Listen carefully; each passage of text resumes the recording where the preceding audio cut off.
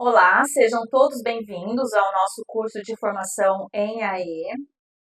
Meu nome é Jamila, vou me apresentar logo em breve, mas antes disso eu deixei para vocês nessa tela inicial o QR Code do Instagram do NAE, aqui da Fundação Catarinense de Educação Especial.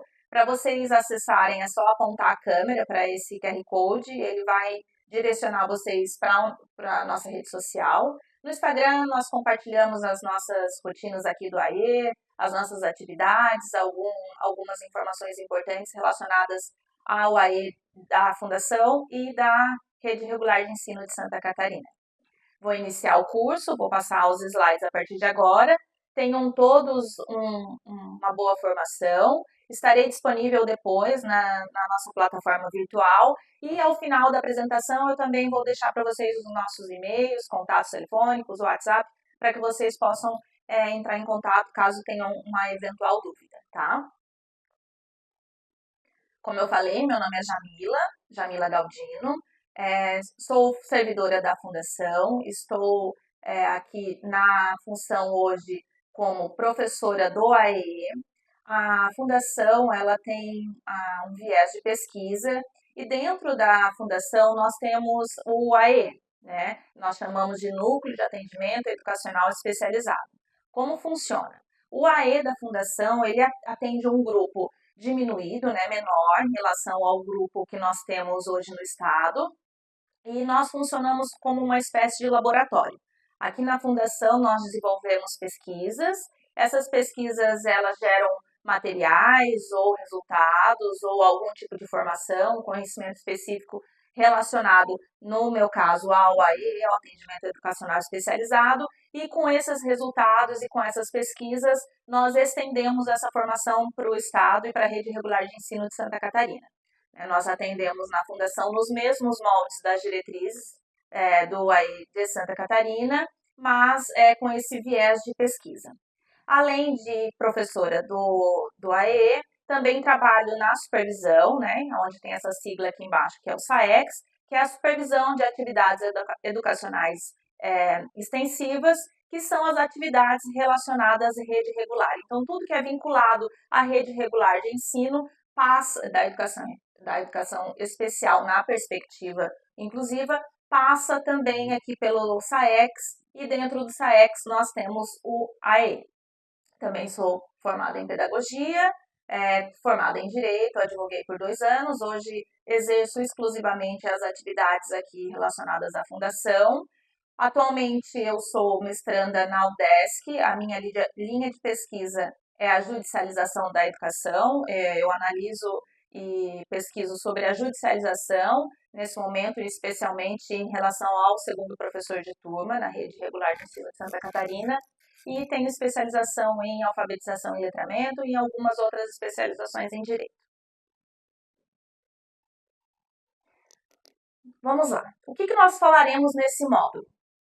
A formação que eu preparei para vocês hoje, ela está totalmente voltada ao AE, né?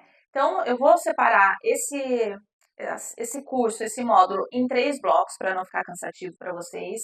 Vou tentar reduzir esses blocos em 15 minutos, 15, 20 minutos, para vocês terem um tempo de pausa, um tempo para anotar, para se organizarem, né? Para levantar eventuais dúvidas, para depois a gente compartilhar no nosso chat na plataforma do curso. E agora eu vou apresentar para vocês o que nós vamos abordar nesse curso. Como eu falei, primordialmente é a AE. Nós vamos falar sobre os documentos norteadores, sobre o que é o AE, sobre o que não é o AE, sobre as atribuições dos profissionais envolvidos no AE, o funcionamento, a prática, sobre o PDI, que é um documento importantíssimo em relação ao AE, as dicas de atividades, modelos de documentos, organização e guarda desses documentos, tá?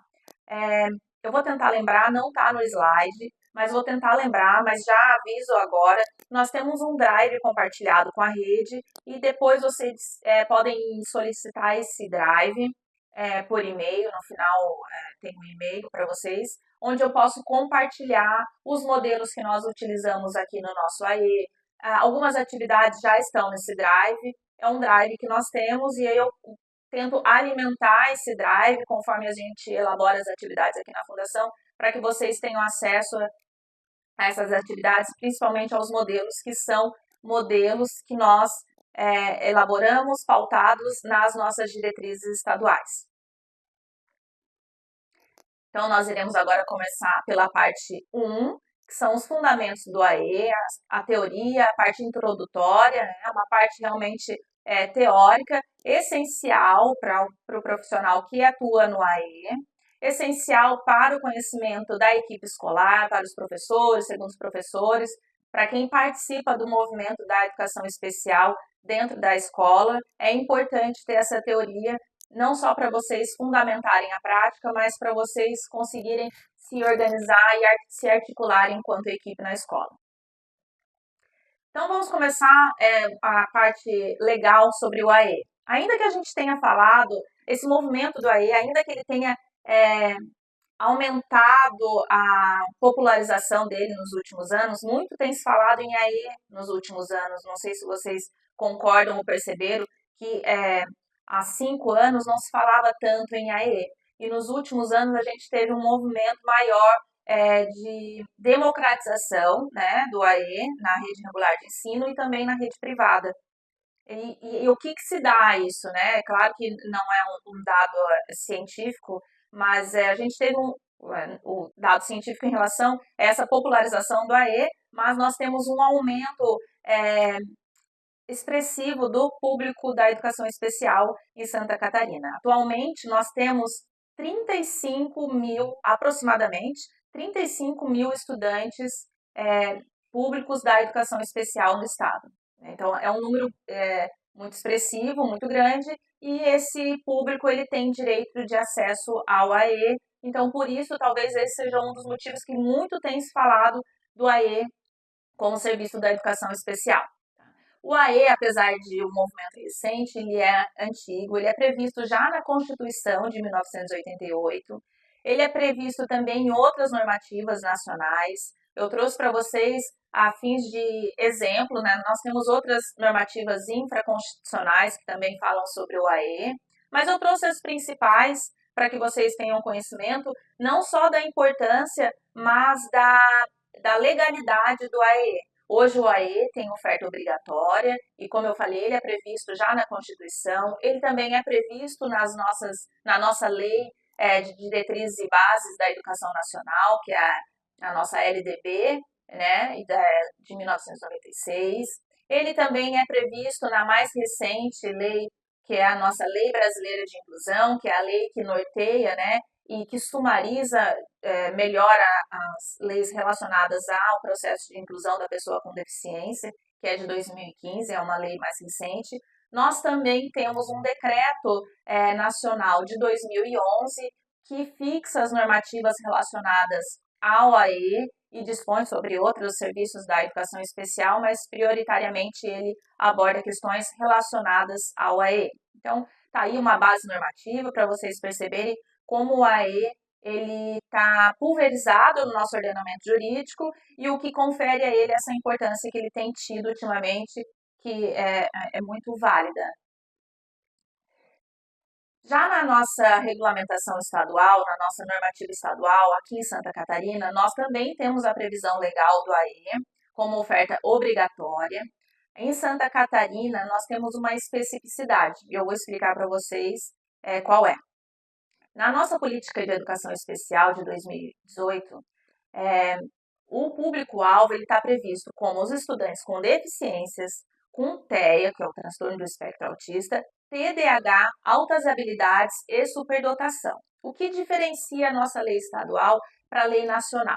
Na lei nacional, esse público ele está suprimido, ele está diminuído. Ele contempla os estudantes com deficiência, os estudantes com TEA e os estudantes com altas habilidades e superdotação.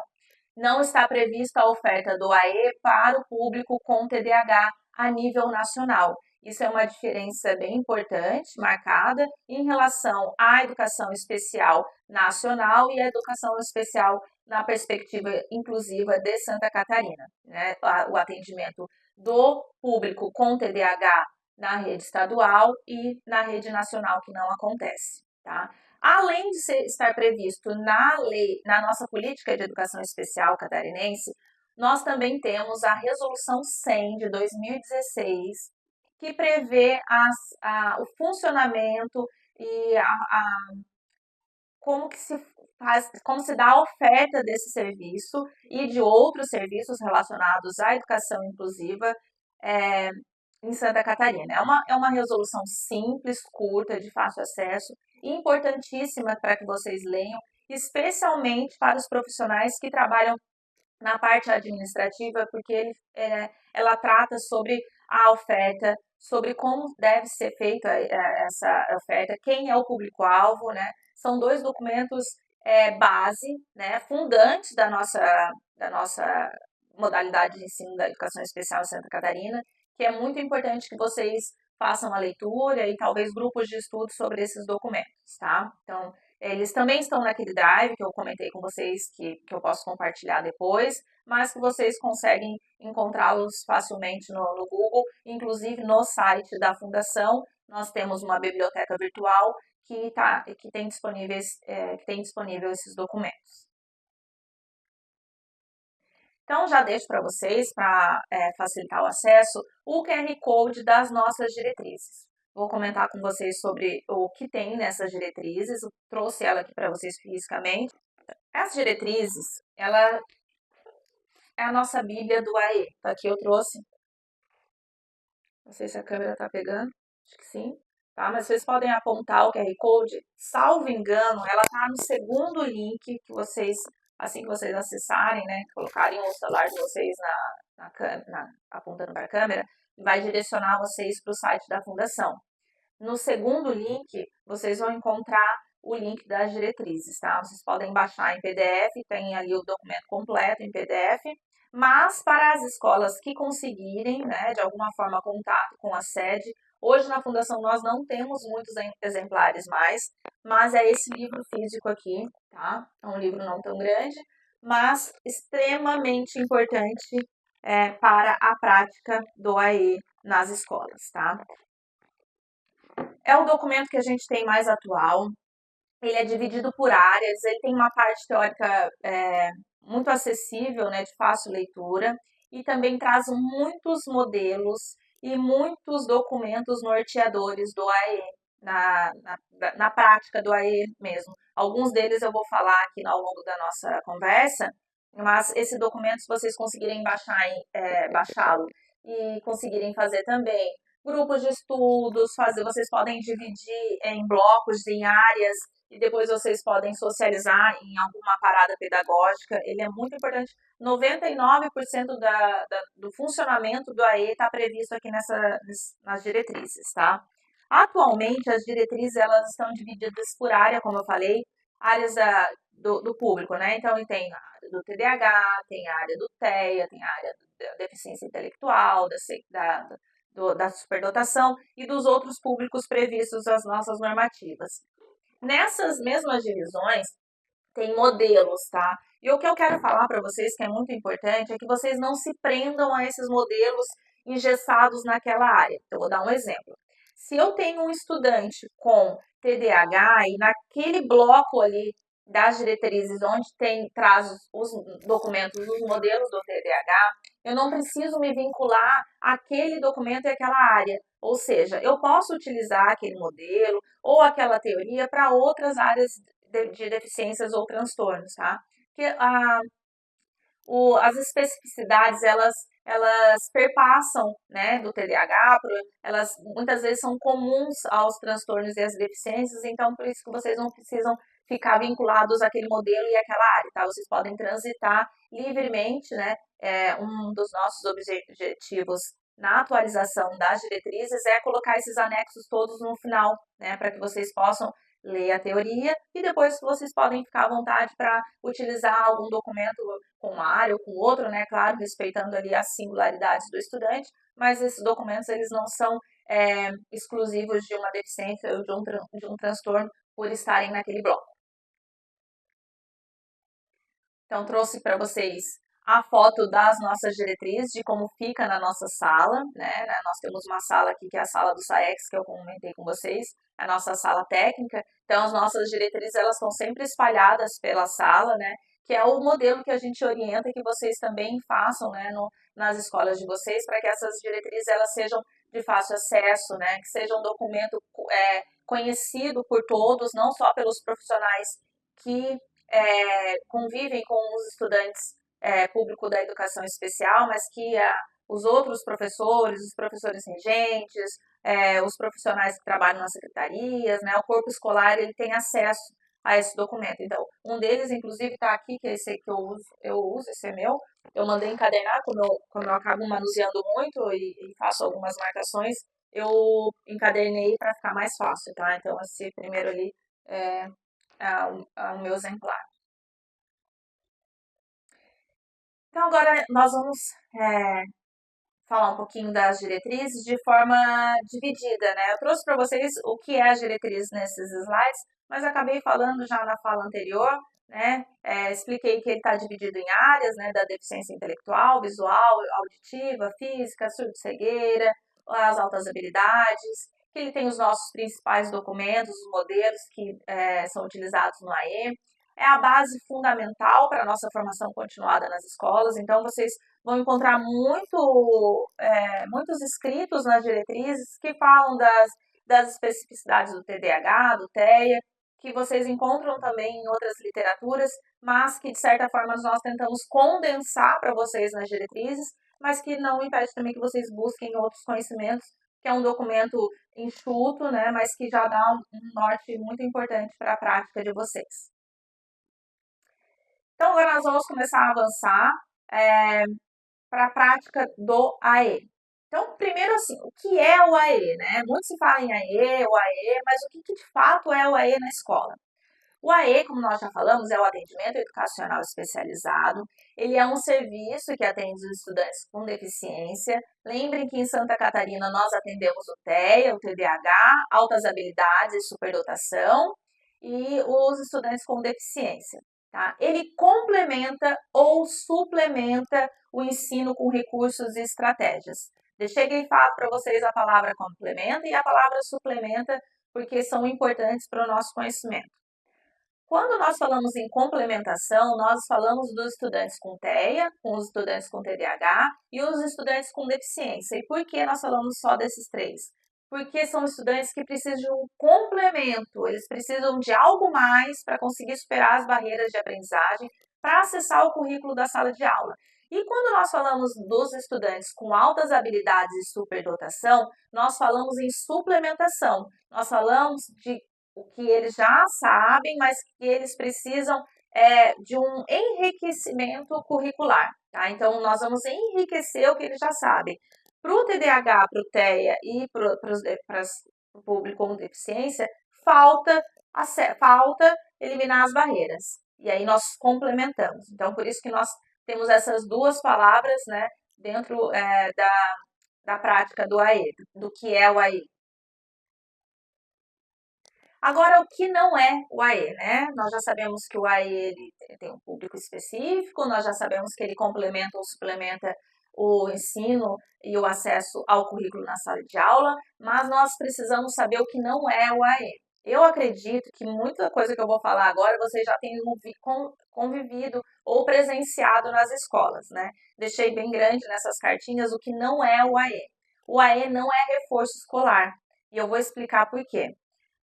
O AE é muito confundido com sala de jogos, salinha da educação especial, ou com a sala da prof do AE, onde o estudante vai para jogar, para brincar, para passar um tempo, para descansar, para ficar às vezes ele é retirado de sala por indisciplina e ele é levado na sala do AE como se fosse um castigo, e não é nada disso o AE. Por que ele não é reforço?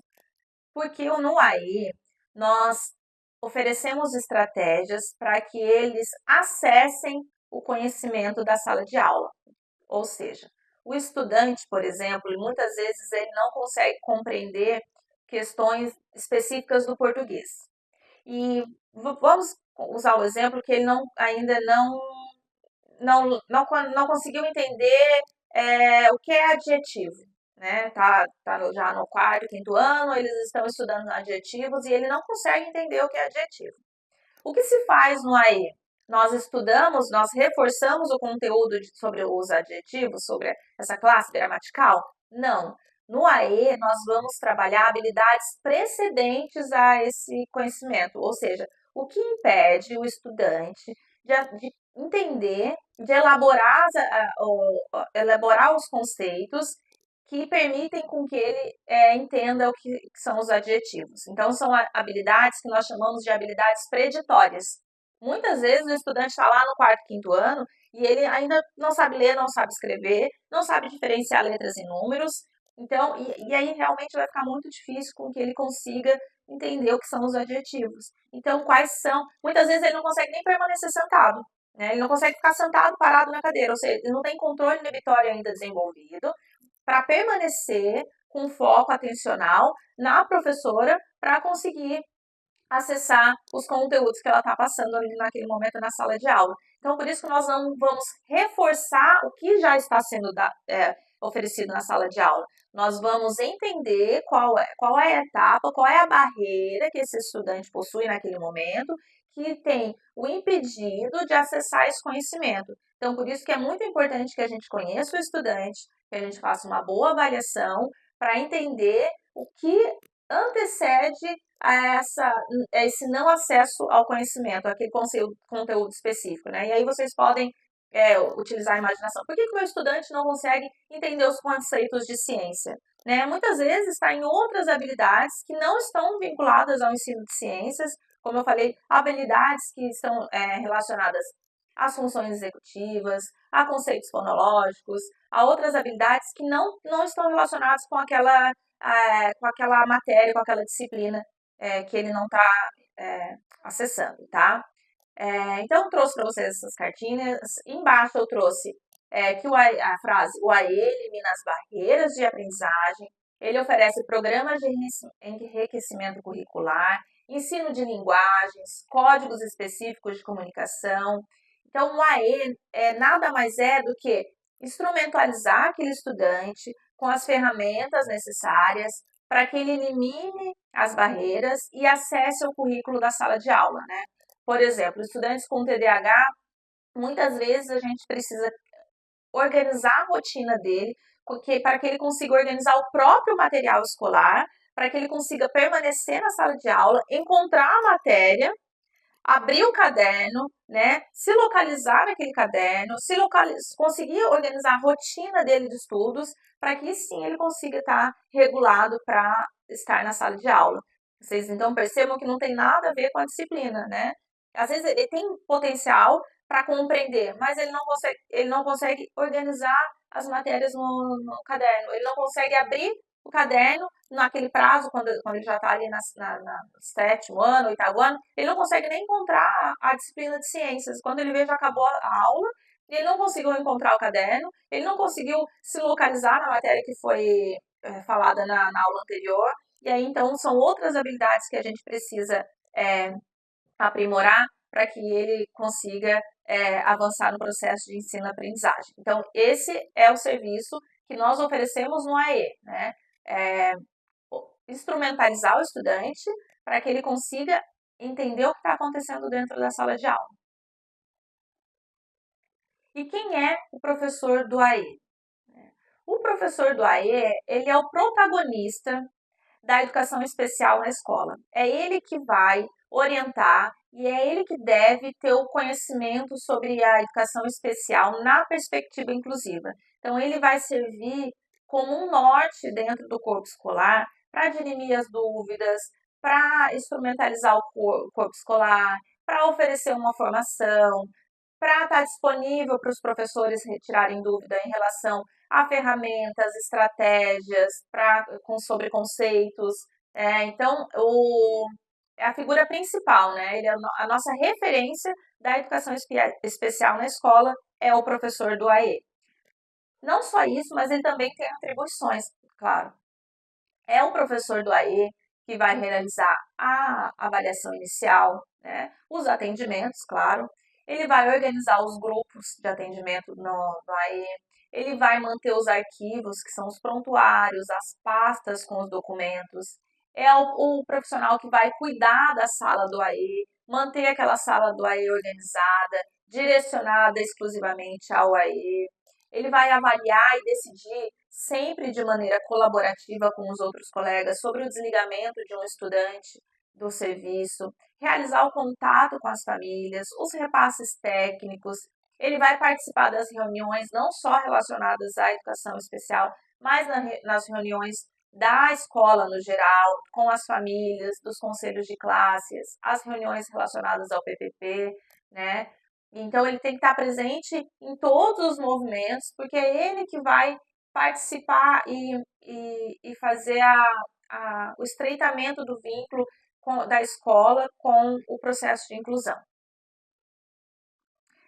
Falamos muito em ensino colaborativo, né? O ensino colaborativo também está previsto nas nossas normativas e é preciso que a gente entenda o que de fato é a palavra colaborativo, né? Eu trouxe para vocês o significado dela, né? A etimologia da palavra, que vem do latim, que é trabalhar com, né? Não é contra, não é separado. O trabalho colaborativo são duas pessoas ou mais juntas, né? Quando a gente fala em segundo professor, a gente muitos a gente acaba, o segundo professor, eu falo diferente do professor do AE, que muitas vezes o professor do AE está desconectado do segundo professor, né? Por isso eu trago e enfatizo bastante sobre o trabalho colaborativo, para que o estudante tenha acesso ao serviço de forma completa, né, e equitativa, que muito se fala também, é preciso que esses profissionais estejam juntos, né? E não só esses profissionais, mas os professores regentes também. Então, por isso que a gente pede que vocês socializem, que estejam juntos e que esses documentos, eles sejam documentos que vocês consigam compartilhar. E aí, ao longo do nosso curso, eu vou mostrar para vocês de que forma nós, aqui na Fundação, compartilhamos os nossos documentos, tá?